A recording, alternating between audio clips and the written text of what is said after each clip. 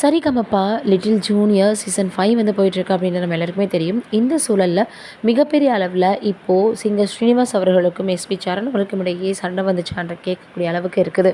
என்ன காரணம் அப்படின்னா, அபிஷேகா அவர்கள் இதில் நல்லாவே பாடி வந்துட்டு இருக்கக்கூடிய ஒரு கண்டஸ்டன்ட்.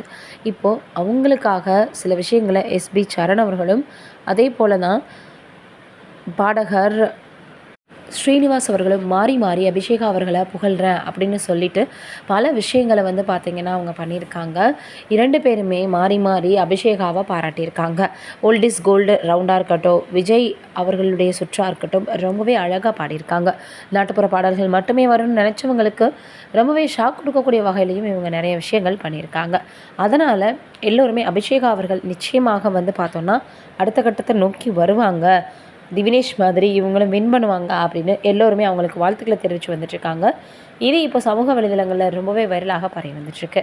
இது ஒரு பக்கம் இருக்க, இன்னொரு பக்கம் நடிகர் அஜித் அவர்களினுடைய மங்காத்தா திரைப்படம் இப்போ வெளியாகிருக்கு. இது அவருடைய 50வது திரைப்படம். அதனால் ரொம்பவே ஸ்பெஷல் அவருக்கும் அவருடைய ரசிகர்களுக்கும் அப்படின்னு தான் சொல்லணும்.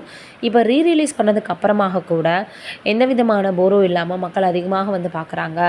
எப்போவுமே இந்த மாதிரி ரீரிலீஸ்னால் முதல் நாள் வந்து ஓரளவு பணம் இருக்கும், அடுத்தடுத்த நாள் வந்து நம்மளால் வந்து பார்த்திங்கன்னா நிறைய விஷயங்கள் பண்ண முடியாது அப்படின்ற மாதிரி சொல்லியிருப்பாங்க.